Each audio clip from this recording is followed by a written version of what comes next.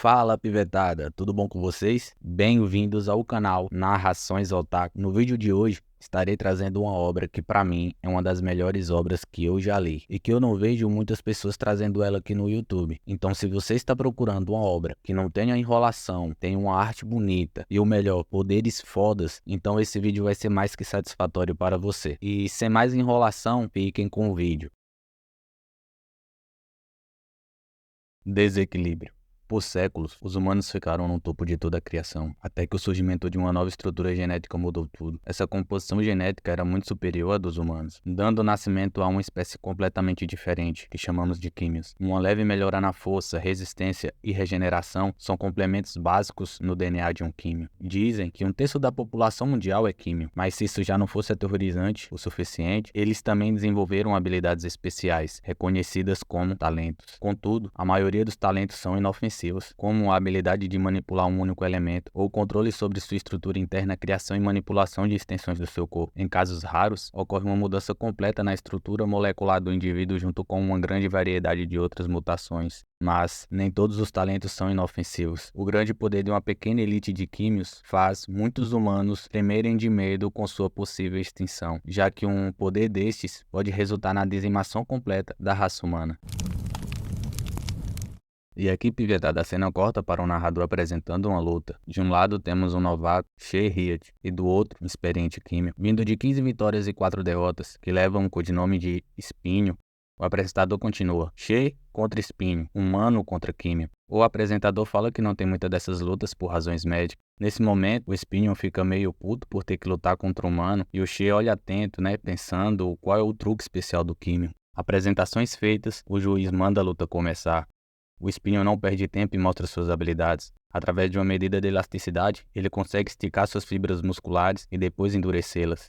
Ele parte para cima do Shea, desferindo socos e chutes, fazendo assim o humano só se defender. Com uma pose soberba, ele pergunta para o Shea se ele não vai fazer nada, e fala que ficar como uma tartaruga não vai servir de nada. Mas o Shea pensa que o químio está coberto de espinhos e pensa que quem iria atacar uma defesa daquela, e fala que ele é a tartaruga ali. O químio continua dizendo que vai deixar o Shea dar um soco, que ele não iria colocar espinhos dessa vez. Mesmo sabendo que aquilo era uma armadilha, Shea vai com tudo para cima. O químio dá um soco, mas Shea desvia rapidamente. Observando que o químio está com a guarda aberta, Shea arma um soco, mas o espinho é mais rápido e aciona sua habilidade, assim ferindo o Shea. Mas essa troca de golpes faz o Shea descobrir a fraqueza do químio. Pensando, ele fala que o químio não consegue ficar com sua habilidade ativa por muito tempo, e diz para o químio que ele só consegue ficar com a habilidade ativa de 30 a 60 segundos no máximo. O espinho fala para o Shea que ele é esperto, que não dá para ele segurar sua habilidade por muito tempo, e fala que ele só consegue usar os espinhos em uma única área, e diz para o Shea vir para cima para tentar a sorte. Shea diz que o Kim está tentando enganar novamente, mas que beleza, ele vai cair de novo. Shea começa a fazer um jogo de pernas, rodeando ao redor do Kim, assim conseguindo desferir seu primeiro soco naquela luta. O Espinho começa a pensar que ele não pode dar mole. O garoto ali é esperto o suficiente para o atingir. Shea sabe que se ele demorar tempo suficiente para voltar, ele pode ser perfurado. Shea arma para dar um chute no Kim, mas nesse momento, o Espinho percebe que aquele chute é um erro. Arma sua guarda e aciona sua habilidade, e pensa que não tem como ele alterar a trajetória do chute dele no ar. Mas o Shea rapidamente recua a perna no ar, abaixa para pegar um impulso, roda e dá um soco bem dado de direita no estômago do químio. Armando para dar outro soco, mas de esquerda dessa vez, o Shea faz o Espinho ficar com muita raiva, acionando assim sua habilidade na cara, mas aquele soco de esquerda não passava de uma enganação, dando assim, na verdade, um soco de direita. Depois do soco, o Espinho consegue agarrar a mão do Shea e aciona sua habilidade, perfurando toda a região do humano. Mas o Shea é sagaz demais, fala que o químio caiu no conto e diz que o químio não pode espinhar em 2 lugares ao mesmo tempo. E pergunta assim para o químio o que era aquele queixo dele dando sopa, e dá um belo de um gancho no queixo do químio, saindo assim vencedor daquela luta. A cena corta para horas depois da luta, vemos que o Shea está se limpando em frente ao espelho e começa a lembrar de pequenos trechos da luta que ele teve com o Kim. Nisso entra 2 homens no banheiro onde ele está. Um dos homens fala para ele que ele vacilou, que eles apostaram muito dinheiro na sua derrota, e o fato do Shea ter vencido é um grande problema para eles, e pede para o Shea devolver todo o dinheiro que ele ganhou daquela luta. Um dos homens fala para Shea que eles sabem da sua atual situação, que depois que ele lutou contra o Espinho, ele está muito ferido. Mas a equipe vetada, o menino Shea já não liga muito para eles, e pedem para pelo menos eles fecharem a porta antes deles começarem. Um dos homens puxa uma faca e infelizmente a cena corta e não conseguimos ver o desfecho desse confronto.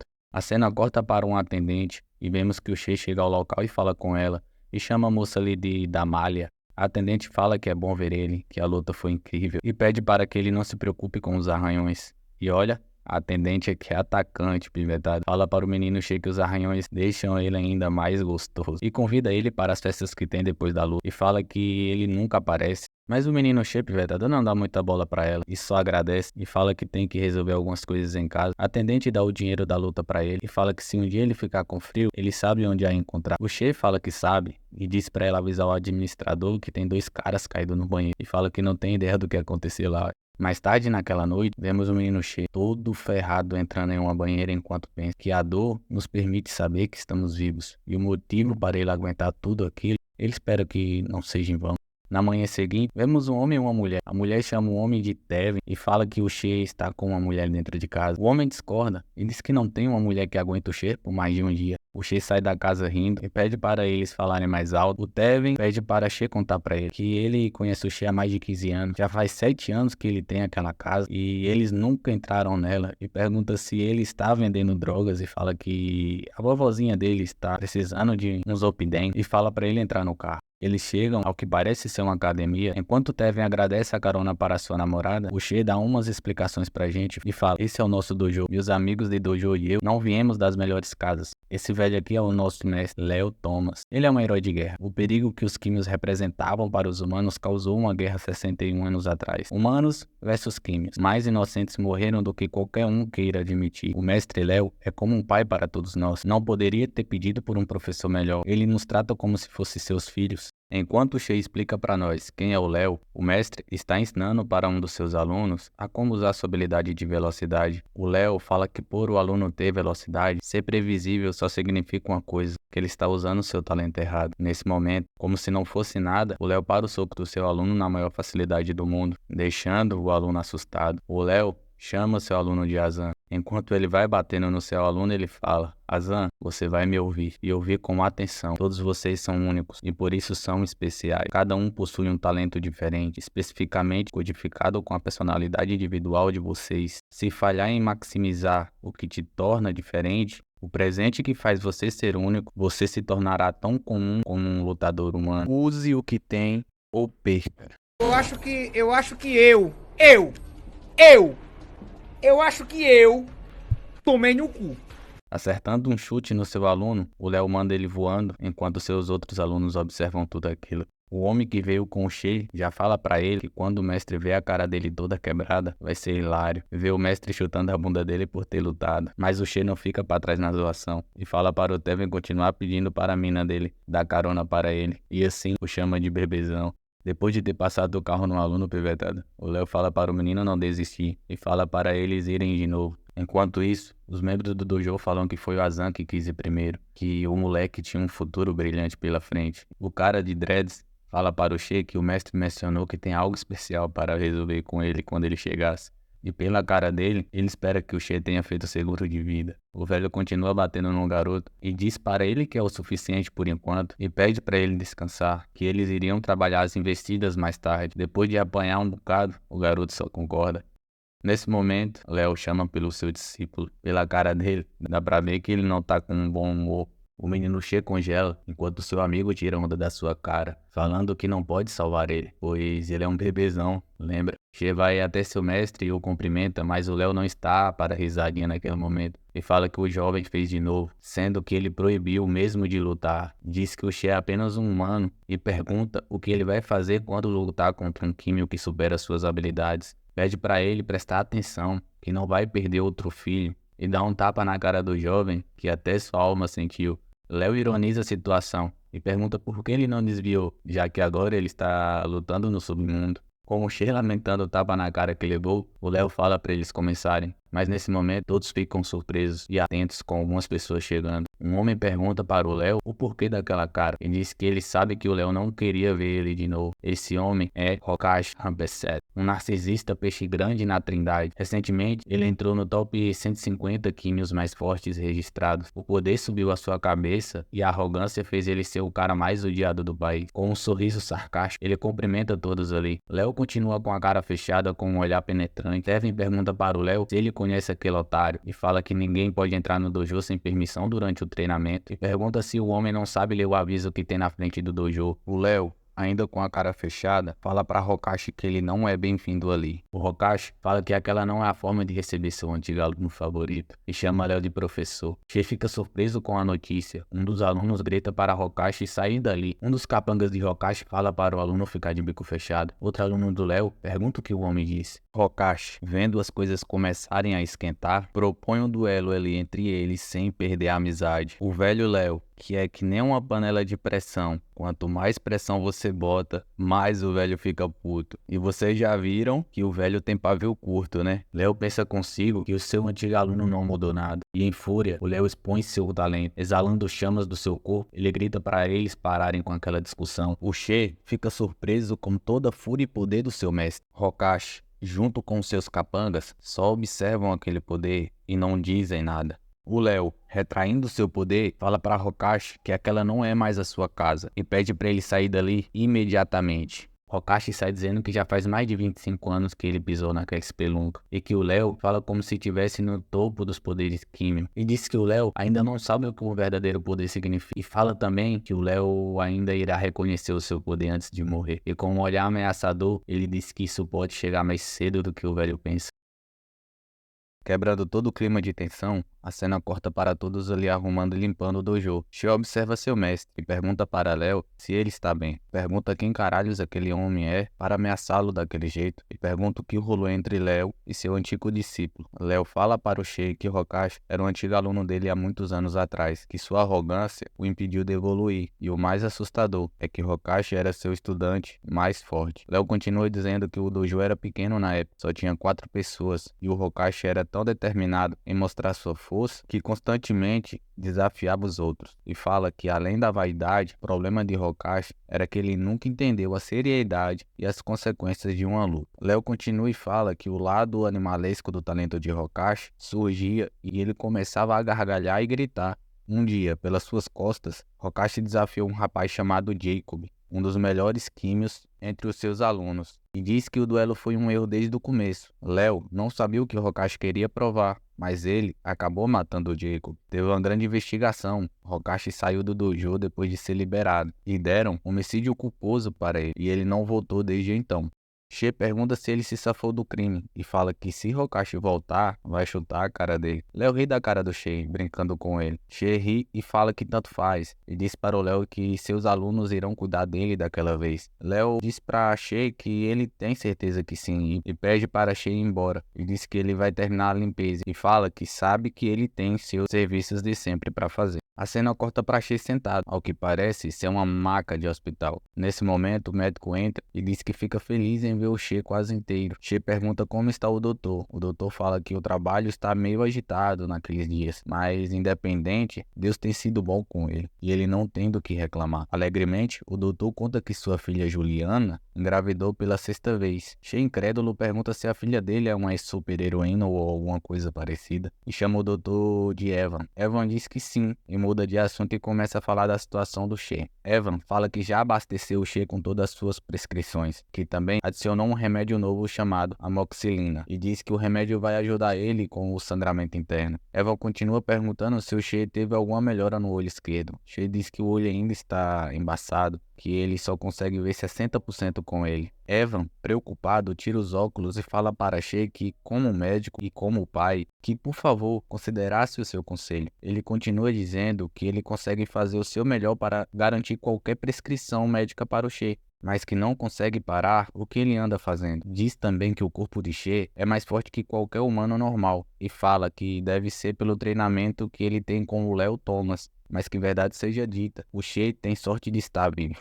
Diz que ele não pode esconder isso dos seus amigos e familiares para sempre e revela o resultado dos seus testes. Um pulmão perfurado que ainda não teve tempo de se reparar sozinho, fraturas na clavícula e um hematoma no ombro, cicatrizes severas nos tecidos e músculos, danos nos nervos da mão direita, dano no nervo óptico esquerdo, uma costela rachada e 7 parafusos no tornozelo, e um sangramento interno que ainda não parou direito. Depois de todo o diagnóstico, Evan pergunta se o dinheiro do clube de luta vale mesmo a pena e diz que o corpo do Shei está prestes a quebrar e fala que ele tem ido longe demais, que ele tem uma vida toda pela frente, que ele está encurtando ela cada vez mais. She fala que aprecia a preocupação do doutor, mas ele ainda dá conta que, além do mais, o dinheiro está sendo por uma boa causa. Quebrando o clima, She dá um sorriso animado e fala que o doutor mesmo disse ele é durão para um humano.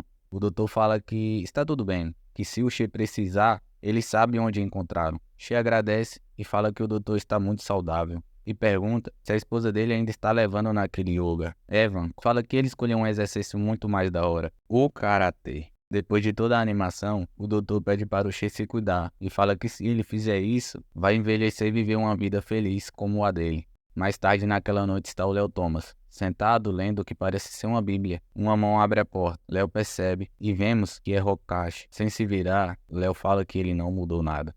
A cena corta para She falando no telefone com Tevin. Ele diz que está meio mal por ter deixado o mestre fechar o dojo sozinho e fala que Hokashi ameaçou ele. Tevin diz que o Hokashi é um otário riquinho, mas ele não é estúpido o suficiente para tentar matar o cara que fez ele ser quem ele é. O She acha que o Tevin está certo, que no outro dia ele vai ver como o mestre está. Tevin diz que sabe que o Léo é como um pai para o She, mas pede para ele relaxar, que tudo vai ficar bem. A cena volta para o dojo e vemos que está acontecendo uma explosão. Vemos o Léo de pé e o Hokashi ajoelhado na sua frente. Léo pensa que ele odeia ser velho e pergunta se ele é fraco demais para evitar um tiro agora. E vemos, pivetada, que quem deu o tiro nele foi o capanga de Hokashi. Nesse momento, Hokashi grita com seu capanga, o chamando de caça. Ele pergunta de onde ele tirou aquela arma e fala que deixou claro que ele que ia acabar com o Léo. O capanga tenta se justificar, mas Hokashi grita para ele tomar cuidado. Nesse momento, com o corpo envolto de chamas, Léo parte para cima do garoto e conjura um golpe, Lança da Fênix. O golpe acerta o garoto, o jogando contra a parede, fazendo a arma cair no chão. Léo olha para Hokashi e pergunta se é daquele jeito que ele cria o sobrinho. E pergunta também se ele nunca vai criar senso de responsabilidade. Hokashi fala que foda-se, que o Léo fala de responsabilidade como se entendesse, mas sempre se recusa a reconhecer o seu poder, até mesmo quando ele colocou o dojo no mapa, e diz que aquele lugar nunca teve um estudante forte, nem mesmo o Jacob, que estava longe do seu progresso, e fala que o Jacob sabia que ia perder o duelo. Ele não deveria ter aceitado o desafio.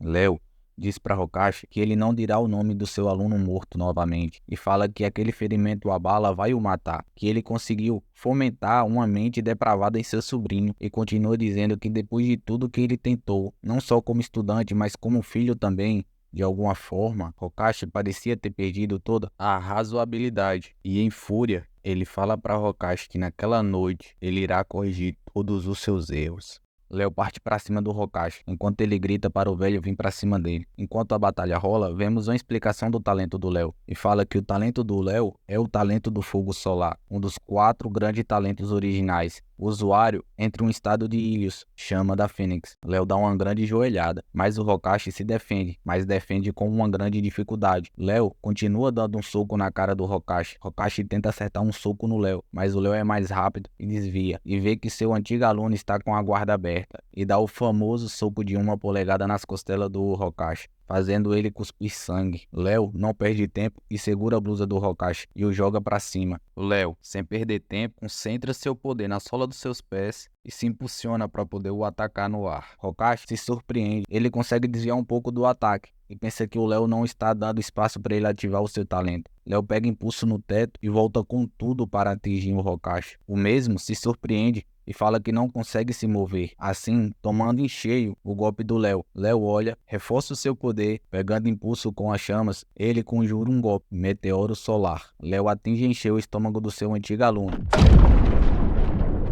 fazendo assim ele colidir com o chão. Léo pousa no chão e pensa que ele está velho demais para poder curar uma ferida daquela. Léo fala para Hokashi enquanto se levanta: "Você sabia que eu ficaria mais fraco com o tempo. Parabéns, me deixou mais perto da minha morte. Mas você, Hokashi."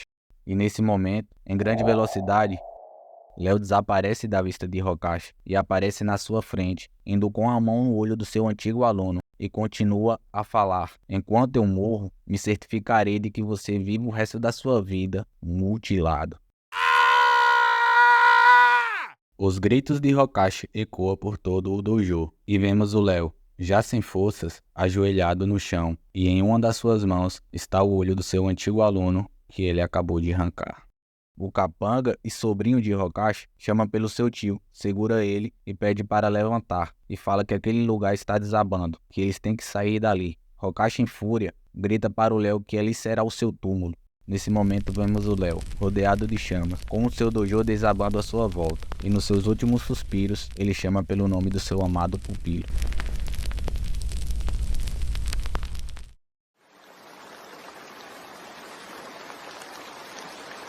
A cena corta para Shay, na chuva. Uma pessoa começa a falar que eles estão ali para lamentar a morte de Léo Thomas, um grande homem, um grande amigo. Ele pediu essa pequena reunião quando falecesse. Ele ficou famoso através de suas habilidades extraordinárias, apesar de se recusar a reconhecer sua própria fama. Muito maior que sua fama era sua gentileza e seu coração, cheio de compaixão que sempre ajudou todos que o conheciam. Nas perspectivas desse mundo, Léo era a chama do poder, mas para os seus amigos, eles o veem por sua verdadeira beleza no amor. Um dos membros do dojo fala para o Shay que eles sabem que quem fez aquilo foi o Rokashi, que eles ficarem ali não vai resolver nada. Outro membro fala que fez uma pesquisa e Rokashi está organizando um torneio para comemorar o fato de ter entrado no top 150 mundial no ranking de Químicos. O vencedor vai poder lutar contra ele e fala que aquela é a ideia doentia de prêmio dele. E diz para o Shay que eles querem que ele seja o representante do dojo, a Brasa Vermelha, e fala que apenas 2 lutadores são permitidos por estabelecimento. Shay diz que ele é o único sem talento e pergunta qual o sentido de ser ele. Tevin fala que eles não se importam com isso e fala que não é algo sem sentido. Ser humano nunca o limitou. Léo sempre o reconheceu como o mais brilhante entre todos ali. E diz que ele não vai sozinho, que o próprio Tevin vai com ele. Shay, com um olhar de ódio, fala que está ótimo, já que eles concordaram em se vingar. E pergunta quando eles vão começar. E isso é tudo, pivetada. Se vocês querem continuação do vídeo, é só pedir parte 2 aqui nos comentários. Deixem um like e se inscrevam no canal para mais vídeos. Agradeço por você ter assistido até aqui e até o próximo vídeo.